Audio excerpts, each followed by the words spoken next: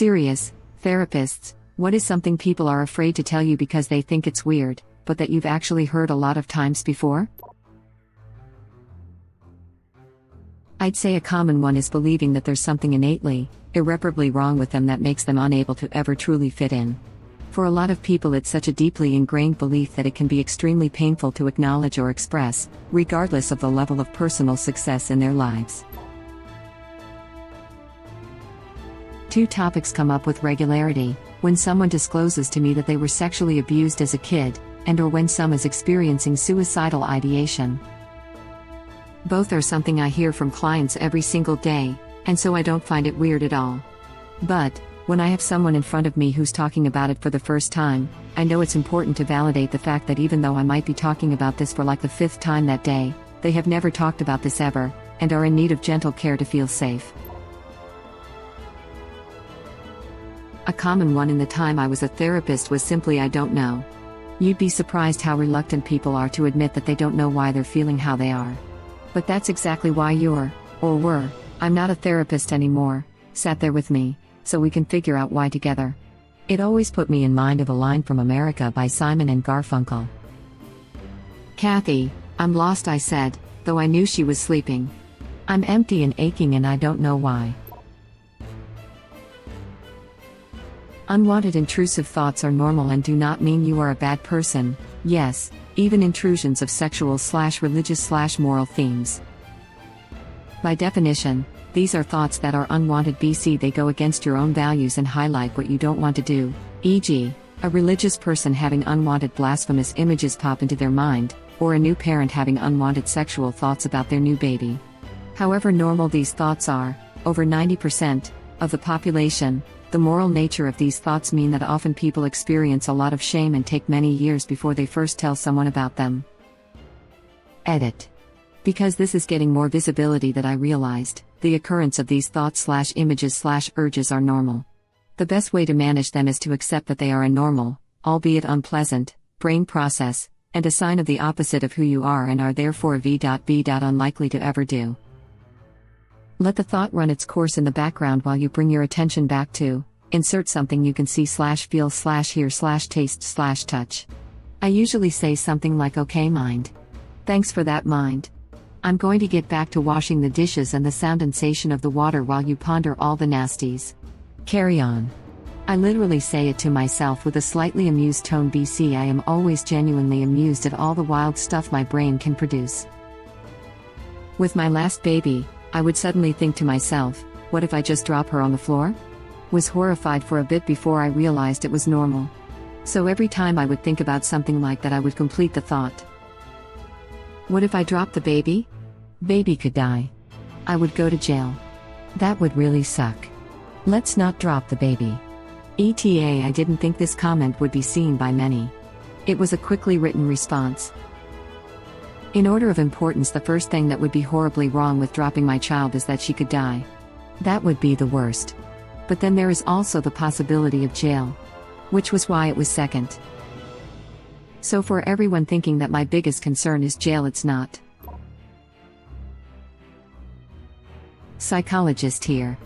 Basically, anything having to do with sex. There's so much shame. Sexual abuse. Sexual fantasies and fetishes. Erectile dysfunction. Infidelity. Becoming sexually assertive. I've been told that I have a good psychologist's face. I try not to have a strong reaction to normalize the discussion. With adolescents, they are extremely anxious to tell me if they've relapsed or aren't doing well. They cut one night or they were suicidal. They're having a lot of negative self-talk or panic attacks. They'll come in, pretending everything is okay. It's usually in the last 10 to 15 minutes that they'll say something. They'll reveal that they worried they'd let me down. That I'd be disappointed in them. It usually turns into a discussion about policing other people's feelings and tolerating emotions. I explain that I care about their well-being and it's my job to monitor my emotions and reactions, not their role. Clients become quite fearful of admitting that they weren't successful since the last time they had a session. This could include not succeeding in using a coping skill that they're learning about, or not being able to complete a homework assignment I gave them. Humans aren't robots, and therapy is a lot of work. That being said, I don't expect people to be perfect as they start to work on themselves in a positive way. It takes time to really commit to change, especially in relation to trauma or conflicted views that an individual holds. I feel as if the client doesn't want to let me down as their therapist, but these failure events are just as important to talk about as successful moments. I had to learn this lesson as a client. I suffer with ADHD and struggled immensely with starting and completing my graduate work when I was getting my master's, to the point of sometimes making no progress and not completing any work and putting my student status in jeopardy. My therapist had an idea for me to text him at the end of each day to let him know what I had gotten done, as a way of holding myself accountable to someone else. However, I struggled to even do that, and after 2 days, stopped texting him because I still wasn't completing any work and was too embarrassed to tell him. When I came in for my session the following week, I very clearly looked embarrassed and couldn't properly look him in the eye. He said, "Dude, you're coming in here looking like you just killed someone or something. It's okay.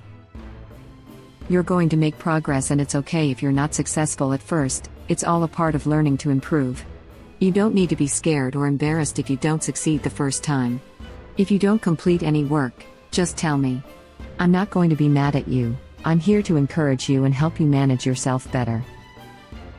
It really helped to hear that, because I put so much pressure on myself even though my ability to do things normally is compromised. I still see the same therapist. He's great and has helped me improve a lot since then. Some of the most common ones have been visual and/or auditory hallucinations and suicidal thoughts. I usually hear "I don't want to be put in the hospital" or "I don't want you to think I'm crazy."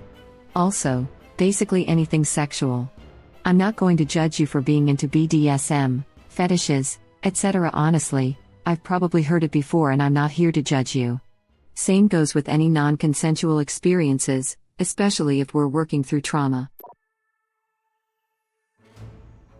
Psychologist in the US. To name a few: compulsive masturbation, fears of being a pedophile/rapist, this is a common OCD fear, hoarding, sexual performance difficulties, history of sexual abuse or sexual assault, unfortunately it is very common, drug use, amount of money spent on various things, having an ASD diagnosis, going back to an abusive relationship, staying in an abusive relationship, grieving years and years after a loss, self-harm of all sorts, wanting to abandon their current lifestyle, for example, to have more sex, to escape responsibility or expectations, history of gang violence, crime, their sexuality, or asexuality, gender identity, the impact of racism, racial trauma, paranoia, hallucinations, feeling uncomfortable in therapy, not believing in therapy, difficulty trusting a therapist, fear of psychiatric medication, fear of doctors in general. I was surprised to see suicidal ideation on others' responses. Most of my clients seem to talk very openly about suicidal thoughts and urges from the start of therapy, which I think is super healthy. I think that most of the people I've worked with had SI, current or history. As weird as it may seem, I can't imagine what a life without any thoughts about suicide would even look like. At this point, I don't recall a time a patient said something in therapy, and I was shocked or even thought, "Oh, that's new." And in my opinion, if you surprise your therapist, that is okay. I wonder if we asked Reddit, what are you afraid to tell anyone, even a therapist, because you think it is weird? How many people would see that they aren't that weird at all?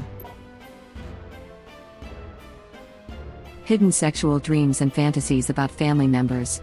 More common than people think, and often stays that way and doesn't really interfere in the person's close relationships unless they allow it.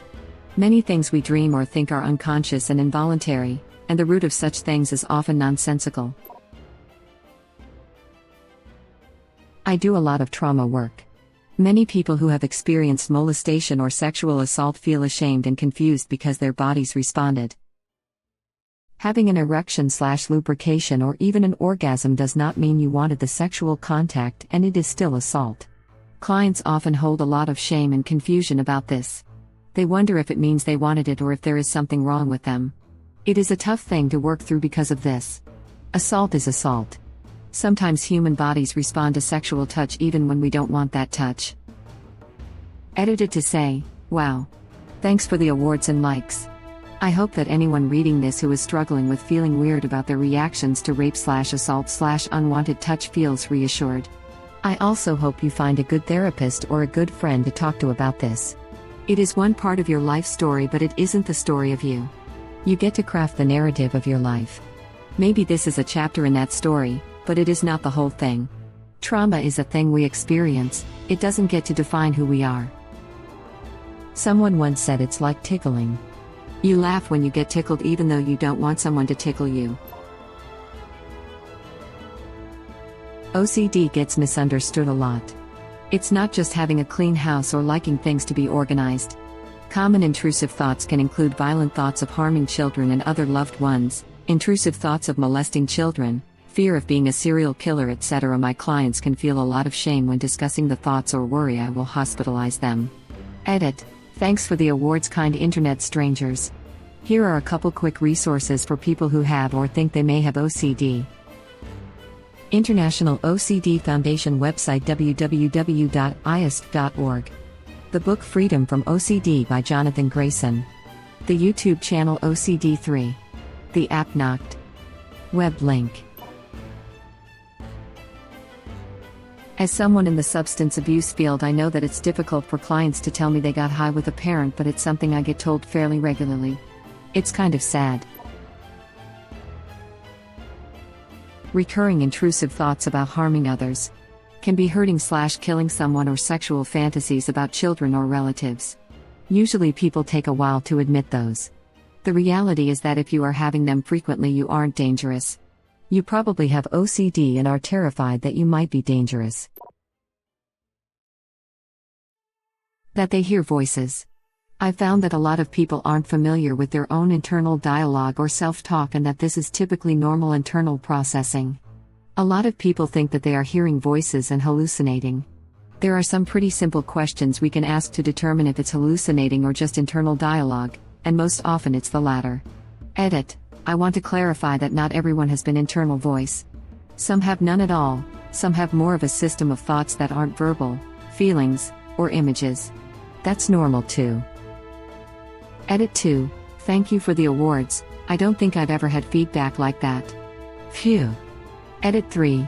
I am really happy to answer questions and dispense general wellness suggestions here, but please keep in mind none of my comments etc. should be taken as a substitute for assessment, screening, diagnosis or treatment. That needs to be done by someone attending specifically to you, who can gather the necessary information that I cannot and will not do via Reddit. I work in an older adult service for people with dementia and mental health problems. I see a lot of family members/carers feeling ashamed of the fact that they are finding it incredibly difficult to care for someone that has dementia or a chronic mental health problem. Carer burnout is a real issue, and people need to know that it's not easy to see someone you love struggling every day, or slowly fading away month by month. Carers and family members desperately need time for themselves and need to know that it's okay to feel the way that they do. No one is superhuman, and we all have our own needs.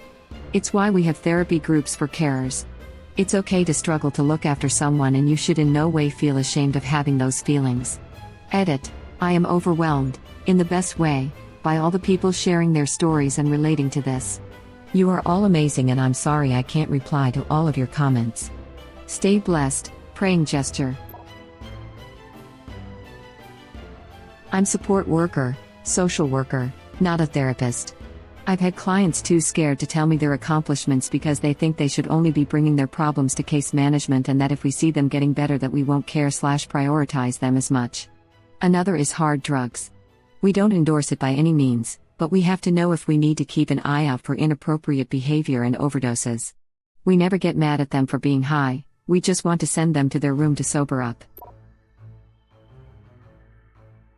Intrusive thoughts about sex with family members, or, in their mind, nymphomania as a result of childhood sexual trauma, and adult hypersexuality isn't often discussed as one of the PTSD symptoms, so people walk around with so much shame about it.